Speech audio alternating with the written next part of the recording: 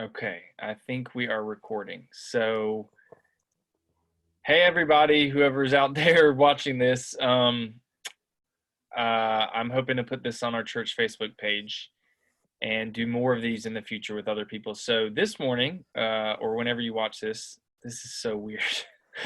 um, I'm joined by Alan Smith, and Alan, you and I are friends back from seminary. We went to Duke Divinity School together.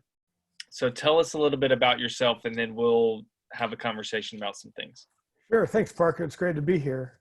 As you said, we are classmates and 2014 graduates from Duke Divinity School.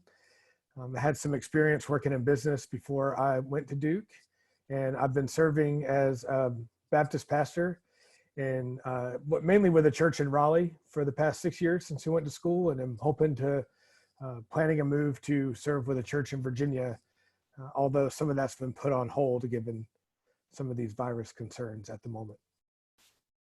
Yeah. So one of the reasons I wanted to do this was because I don't get a chance to do this, in normal everyday ministry. There's a lot of other things to do, but I think it's interesting to hear from other people, including, your pastor, in a different setting, and to just have a conversation about what all this means. I mean, everything that's happening now is so new. And in many ways, some things like this have happened in the past, similar things. But I think, especially in church and ministry world, we haven't had the kind of technology that we have today that are allowing us to do different things. So I'm grateful for your time and hope to do some more of this with other people. I think where I want to start is from your perspective. How are you processing all of this? Yeah. What has that been like for you in the midst of everything that's going on, and just how are you processing this? Yeah, it's a really interesting question. I've heard a lot of people say, you probably have said too, Parker, I don't know if your congregation has heard this as well, but the joke is we didn't take any classes on ministering through the pandemic while we were in school. Um, so this is new for everybody. I think for me, my perspective has been a little bit unique. I actually had ruptured my patella tendon in my left knee on March the 4th. And so I've been resting and rehabbing in South Carolina with family for now. It's been almost a couple of weeks that I've been back here. And so I say that to frame that it was interesting. I guess it was about a week ago, the night of March 11th. I'm a big sports fan, so that was when the NBA canceled their season or suspended indefinitely their season. And that was when really it became very real and very eerie to me.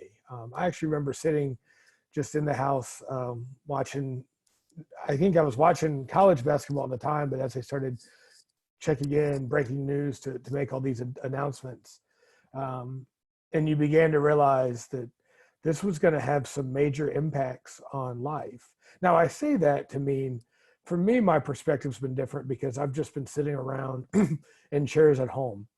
I'm not someone who is making a daily commute to work every day and going, oh, we have 20% less cars today. Oh, we've got 50% less cars today. Oh, I'm kind of the only car out here driving to work today, as I'm sure has been the case for lots of other folks. So some of those tangible things that people have seen to take note on how our culture is experiencing this drastic and rapid shift in how we live, I haven't seen. I've just been getting information from watching the news or seeing what people are posting on social media, or even having text messages from friends. So it's been a unique perspective for me. And in some ways that's harder. I think a lot of times, certainly the news is helpful, but at the same time, I realize that if you're only watching the news, you're only getting the breaking news about how bad and scary this can be. And I think as ministers, there's a role for us to play of trying to find the honest truth. And I don't mean that in kind of a fake news thing. I just mean it in terms of on one hand, this is very serious and lots of activities canceled. But on the other hand, I think we want to have the hope that this is temporary, right? And that it won't be 3 years from now and we're still trying to figure out social distancing and not leaving the house and only seeing our families every day. So for me personally, I have some of those back and forth moments where, again, that night watching when the NBA was announcing they were canceled until further notice, I had a real eerie feeling, a real kind of what's going to happen here. But at the same time, for me, there hasn't been a lot of change to my life because I wake up and keep my knee from bending to let it heal for the rehab process and don't plan to leave the house anyway. So I haven't noticed as many of the impacts. So I think that's helped my emotional state a little bit in this season as compared with some other people. Yeah, you've been self-quarantining long before they recommended that, so you're ahead of got the a head curve. start. Yeah. So, and that kind of leads into one of my other questions I had that I've been thinking about, as Christians and as pastors, and as people in churches. We hear, I think a lot in the last few years, one of the phrases I've heard over and over that maybe is a cliche at this point, but is about how we should be a non-anxious presence, right? Like we hear that all the time, being a non-anxious presence. So because I wonder, so how can we be a non-anxious presence in the midst of this, what you were speaking to, like, this is not the end of the world. Things will be okay. We do have, hope, like Christ gives us hope. And yet we still need to recognize some of the radical changes that need to happen and some of the radical shifts that we're seeing, staying at home, social distancing. These things are real. We need to pay attention to this stuff. And yet we don't need to be panicked about it. So how do we balance that? Yeah, absolutely. I can't think of the phrase non-anxious presence without thinking of some of the time I served as a hospital chaplain in North Carolina. That's something that's very common. And I think that's something that helps people understand it, right? If either of us as a chaplain walked into a hospital room, I remember walking into a room where a patient had been in a motorcycle accident and had a lot of his leg amputated. And yes, it's under sheets and things. But if I walked into the room and I said, "Holy cow, what happened to your leg? That looks awful." Well, I'm guessing the patient wouldn't be reacting well to the pastoral care provided in that situation. So part of the non-anxious presence is checking our own anxiety at the door, if you will, and not dumping that on other people. So in the same way, if we as ministers are talking to people and we're the ones that are saying, "Oh my gosh, this is bad, I don't know what to do," well, that raises the levels of anxiety in the room, right? So part of being a non-anxious presence is finding the ways that and I don't mean we're not anxious. I understand lots of people are anxious. I think almost everybody would be in these cases. And I think a lot of times people are acting out of their anxiety, and that's when they'd say or do things that are really out of character. So I think there's a level of non-anxious presence where we do have the empathy to understand how someone might be scared or what they're feeling, but we're able to separate our own anxiety from the conversation so that we're really just present with the anxiety of others. So it might be older individuals who are afraid to go outside, afraid that if they catch it, the health risks for them are so much greater. Gosh, I'm really sorry. That must be really stressful that you're afraid, even if you go to the grocery store to get food, you might catch something. And at the same time, if you don't go to the grocery store to get food, you may not have anything to eat. There's a way to project that way, as opposed to saying, "Oh man, I didn't even think about that. Hey, I got to go to the grocery store quick. See, I'll call you later," kind of a thing. So I do think that's a really important role that ministers can play. But it takes a lot of intentionality. It takes a lot of self-awareness.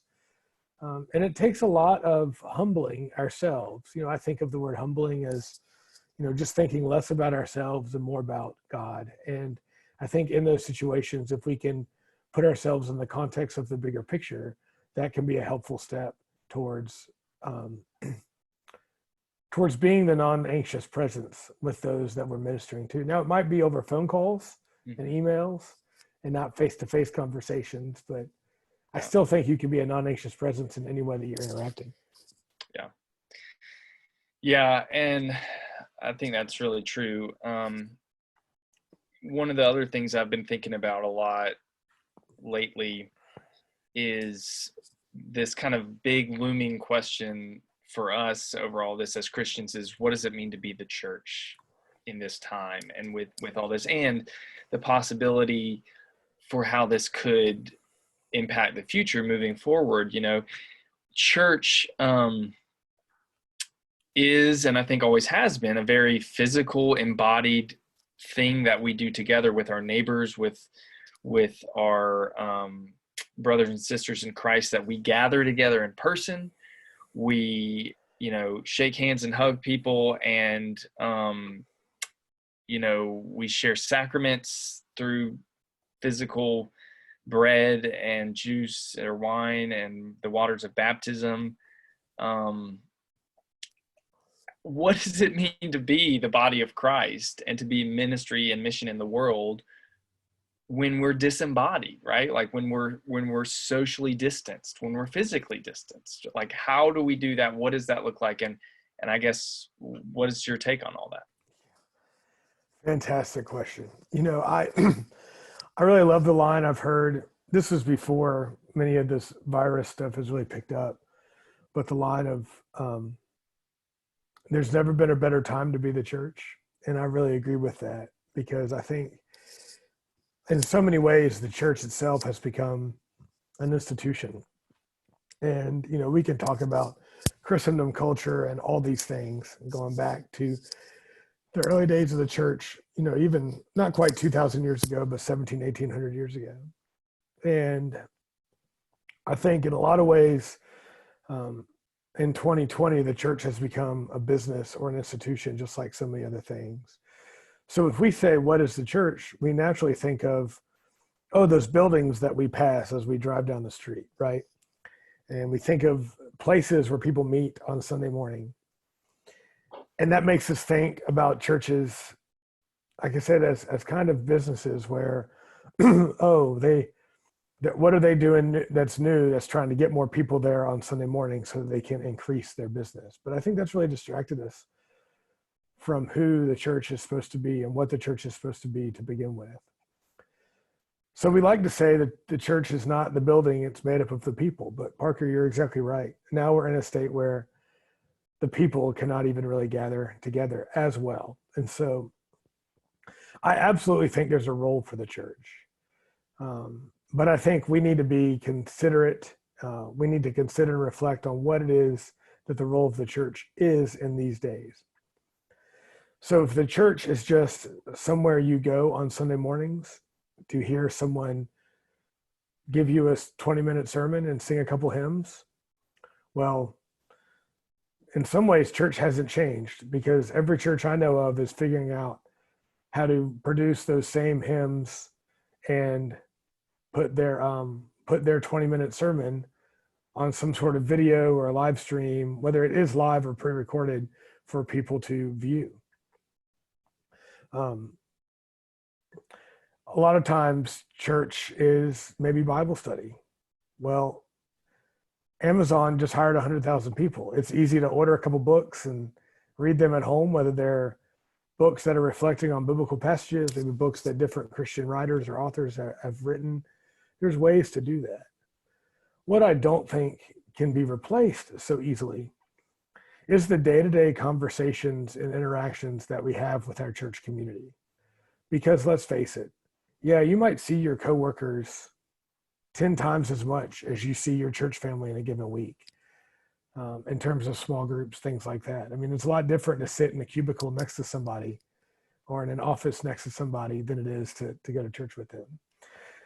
But I believe that through Christ and in the context of the church, our relationships and our community with those that we go to church with is significantly deeper than the relationships that we have with coworkers, and possibly, especially at this day and age, with neighbors, etc. I think for most of us, some people call it those 2 a.m. friends, who are the friends that you'd call if something happened to you at 2 a.m.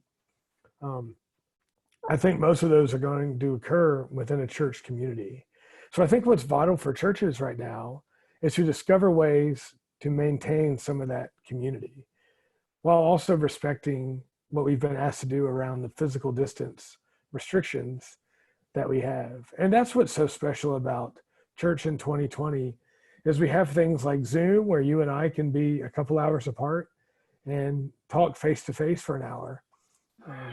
I'd love it if we could have done this in person, but at least we can do it this way instead of over the phone, or instead of you writing a letter that pigeons fly to me and I read and write you a letter back, as it might have been a long, long time ago. So I think what's vital for the church these days is discovering ways to be that place of community, whether that's one-on-one.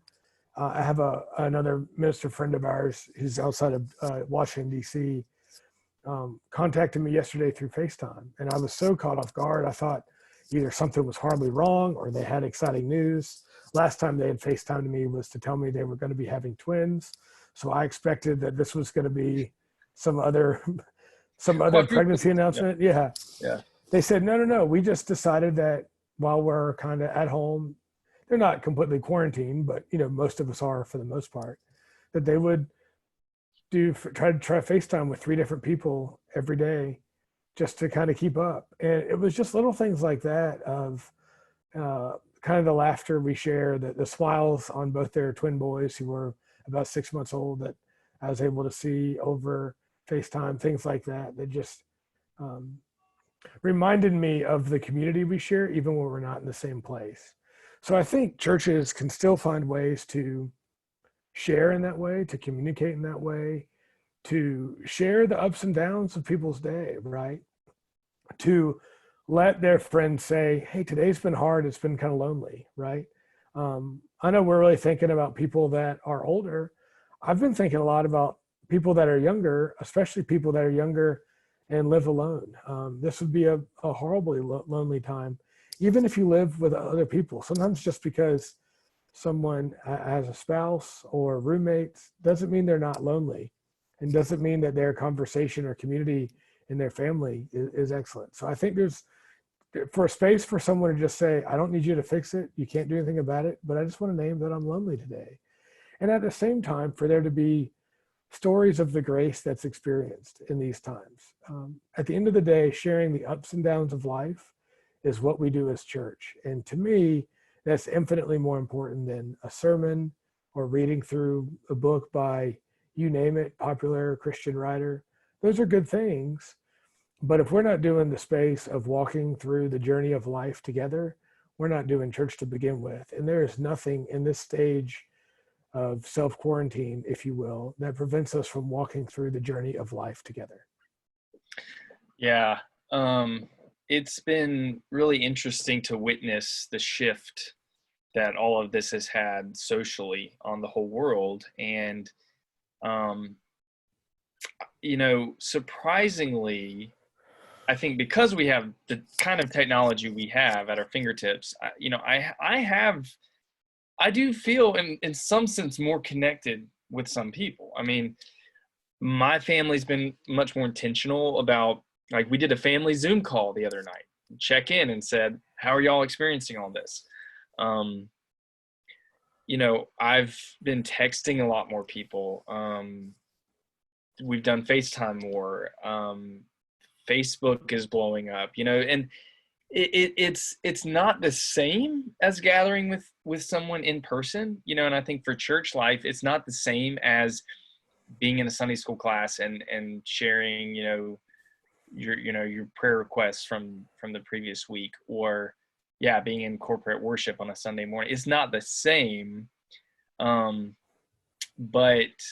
I think about how the church can, and Christians around the world can use this as an opportunity to express ministry in different, more creative, we might have to be more innovative, and do things that way. There obviously are some things that we can't do online through the internet, obviously, but just calling people, checking in on people, loneliness is going to be a big thing. I think a lot of people are going to struggle with. So how do we connect with people and make sure, hey, are you doing okay? I wonder, from your perspective, do you think that, we don't know how long this is going to go on, but I suspect that even if this were to end tomorrow, that this would have some implications for the life of the church ongoing, right? So what do you think, how is this going to change the future of the church? How is this Yeah. going to affect us moving forward? Is it going to bring to close some things that needed to end and give birth and new life to some new things that need to start? How are you seeing that? Yeah. I think that's something where, obviously time will tell, right? And I think you're right. A lot of it depends on how long this kind of season lasts. I'll tell you a couple things I hope for. I don't know that I can predict that these will change. Maybe they will in some context. But to continue briefly our conversation just about community, I hope what we'll see during this season while people are at home is a little bit of returning to what was, if you will, and that hopefully phone calls and text messaging, et cetera, FaceTime even, somewhat, I don't mean replace, but reclaim some of their role in communication that maybe has been taken away from social media. Because I do think there's a lot more depth from a phone call to someone than there is from liking a post. And I think in the busyness and running around of our culture, in the ease of social media, we've allowed liking posts and things like social media to be community for us, right? Because through social media, we're able to grasp what is going on with someone's life, but we're not able to grasp really how they're doing, right? It would be really easy for you to go to a nice restaurant and put a picture on social media of how delicious your food looks and how excited you are to eat it. And people would say, man, Parker must be doing great. I saw that picture of the dinner he had Tuesday night. But that really doesn't give an indication of how things are with your family. It just allows us to present. You don't see all the negative stuff that I'm experiencing, and that's an interesting point because, I mean, not only do we get that side of social media where like it can be really fake and kind of a facade of who we really are, but also we've seen just with, the state of controversial issues that happens over social media, Twitter and Facebook can be really divisive, violent places. And I wonder if this time could be a time where we reclaim or we even kind of convert social media in a sense. So like what it really should be is a means to an end, right? A means to connect us. The end should be more relationships, deeper relationships, not fighting and being mean to each other. So maybe that could be a positive. Right. Yeah. And that's what I mean. Like, I wonder if people will start to, instead of just liking a post on Facebook, calling someone and saying, hey, how are you doing, et cetera, blah, blah, blah. Now, at the same time, for the church, that's kind of a cultural thing that I think would help the church. I mean, I think, that would be good for community and for relationship. I'll tell you, at the same time for the church, I do think it's really ironic how churches are scrambling to set up live streams and YouTubes and different things like that. But it feels like churches are scrambling to try to set up technology to continue all the programs they were already doing. So I wonder when the switch will start to flip. It's been really neat. I think this is a really neat idea that you had of doing some of these conversations to share with your church. Some other friends of mine, same friend who called me from outside of DC yesterday, at their church, their staff got together and started a podcast.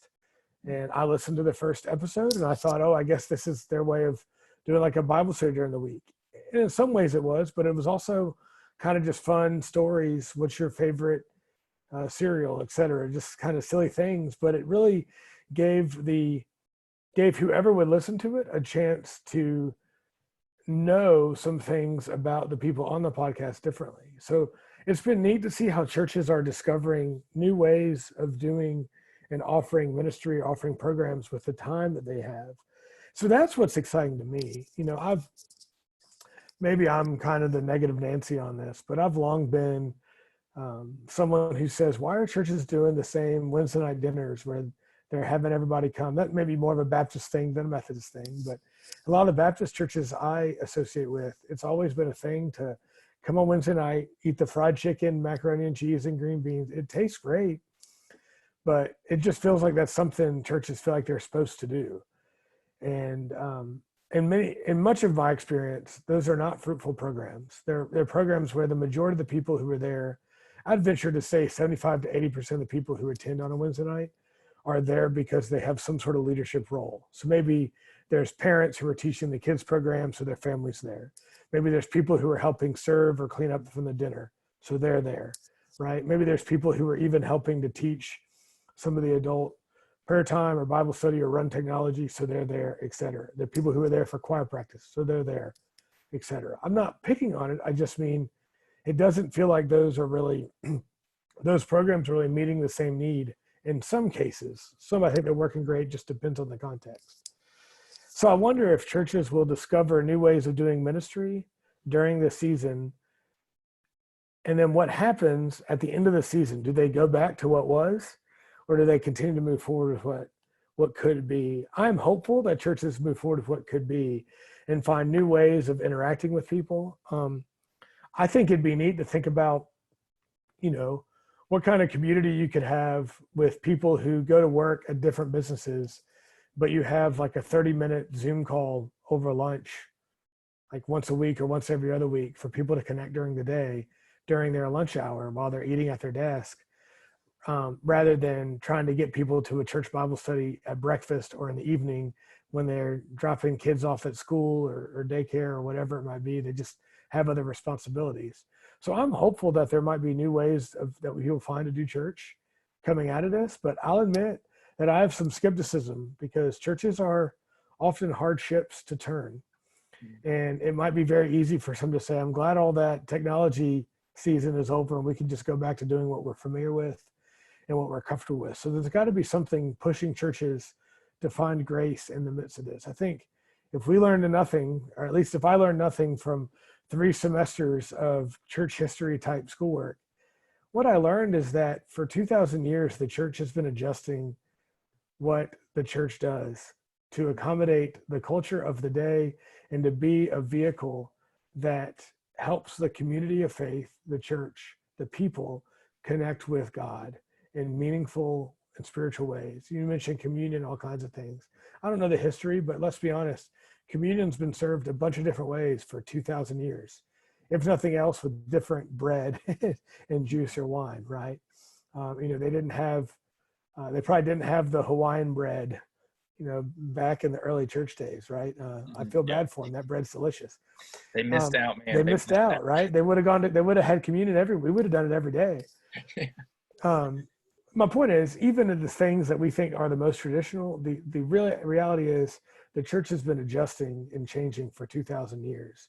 Yeah. And so I do think this is going to have a formative shape of what it means to be culture in many ways. I mean, a lot of these, in some businesses, I think people are going to be more productive working from home. Yeah. They're going to realize they can save money because they don't need the office space.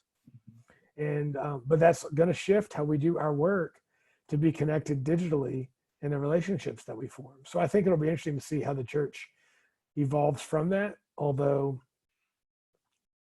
I don't know, like I said, I'm sometimes skeptical of how much change could occur. Yeah. It reminds me of, one of the theologians we kind of studied under at Duke, Stanley Hauerwas. One of the lines he says is that you often think that you aren't changing or doing anything differently, but actually the world around you is constantly changing. So doing the same, he says, like doing the same thing over and over again is actually doing something different because the world around you is different. And I think about times in the church's history when like the organ was an incredible piece of new technology that a lot of church members did not want to be a part of worship services. So yeah, we've always had to change. And I guess personally, I've always been a little bit resistant to the, the rise of using technology and stuff. First of all, I don't really know how to use it that well. But yeah, I'm like, no, church should be about getting together and being physically present and doing stuff together, and people should come to this Bible study. And why are people not, and it's like, well, maybe actually technology has a lot of gifts to bring to us. And churches are kind of infamous for being really horrible with technology and behind the curve with a lot of different things. So maybe that will be a benefit to us. We've talked in my church recently, the last few weeks, we had a church council retreat, and I've had a lot of conversations with people about, the decline of Christendom and the kind of cultural Christianity that America still finds in many places, especially in the South. And the way that that's just not a reality anymore. That's not the world we live in anymore. And how can we adjust to that, and what positive things might come out of that? And so maybe this is a way that we recognize, we don't live in a world where people just get up and go to church on Sundays anymore. And maybe we can find ways to continue to be faithful and creative in that. And maybe this could be a blessing to us in some ways. So. It's funny to think about what some of the non-negotiables of church are, right? And there's so many things that we have been conditioned to think of when we think of church. But let's be honest about it. Show me where in the New Testament, is it somewhere in Acts that it says, and from now to the end of eternity, we shall have worship service at 11 o'clock on Sunday morning. And there shall be 3 hymns. And there shall be prayer. Yep. And there shall be a 20-minute sermon from a seminary educated pastor who's gone through the conference to be appointed and approved, blah, blah, blah. And I'm being a little bit exaggerative, right? But I think the point is there's a lot of things that we think are must-haves with church that really are just must-haves because that's the way we've seen church done. Right. And it is hard. I think what's going to be helpful is thinking about the principles that we learn from Scripture and that we learn from our faith, and that we learn from our experience in church, and how we can apply those principles to life. So I do think, for example, there's something special about the corporate gathering of worship. Well, what is corporate gathering when we can't be in the same room because of social distancing? Mm-hmm. I don't know the answer to that, but I think the work for us is reflecting on that and considering what we can do about that. I do think there's something important about journeying through life together. Obviously, pastoral care, not even pastor to congregant, but also just people to people in general, just kind of going, but what is pastoral care in a time where you can't physically go be in the same room with other people? It is a new world. And I think that some people, and it's not like a glass half full, glass half empty thing, but in some ways we look at that with a lot of fear and a lot of anxiety because we don't know the answers. I hope we look at it with a lot of hope. When I say there's no better time to be a Christian, I've heard people say that. I love that saying, or be the church. Sorry, no better time to be the church. It's because I'm filled with hope of what could be. And I do think a lot of the ways we've done church have grown stale. And I'm not saying that because attendance is down. I'm saying it because in my experience, it feels like people are going through the motions of offering the church programs they think they're supposed to offer because they don't feel like putting in the hard work. And often this is on the minister side. They don't feel like putting in the hard work to try to create something new. But when we stop and reflect and create something new, usually something beautiful comes of it. I don't know those answers. And I think technology can be part of the answer, but maybe we also realize how technology cannot be part of the answer. In my previous role in Raleigh, most of my work was working with our youth ministry. And maybe the students hated me for it, but I would collect cell phones and I had to start saying electronics because some of the students were bringing iPads to youth group, which just baffled me. It doesn't even fit in your pocket, but it is what it is. So it was just iWatches. I mean, I had to start collecting smartwatches because they'd be checking football scores during youth group on their watch. And they complained and they hated it. But at the same time, I would collect them for dinner. We would eat dinner together and then do Bible study. So I had about an hour and a half. I would collect them for the whole hour and a half. And they would usually say, why don't we get to have them during dinner? That's our free time. Well, no, really the dinner is an intentional space that we created for the students to interact with each other face to face. And you know what? By the first week or two that I was collecting them for dinner, you couldn't hear yourself talk in that room because teenagers were so loud, being laughing and playing, being playful, just having that joy of life with one another, that they would forget what time it was, forget that they had put their electronics away. So maybe I'm a little bit of an old school, an old heart person, but I'm one that does think there's a chance to think about putting down technology to have face-to-face. I understand this day and age it's a lot different with this coronavirus season, but I do think there's space for the church to discover what it means to be community with or without technology. And so I hope the church will be a leader on that and not a follower. But yeah, I don't know the answers. And that's what's hard. Mm-hmm. You can't read it in a book. There's a lot of unknown. There's a lot of unknown right now. And well, I think that's a good place to end. I really appreciate your time. I didn't want to make this too long or people get tired of hearing me talk, but I really appreciate your time. And I know it sounds like we're all going to have a lot more time. So maybe we can do another one of these sessions in the future. Yeah, I'd be happy to. Thank you so much for having me. It's been great to visit. All right. Well, take care and we'll talk soon. Sounds great. Okay. Let me see how okay. Stop the recording.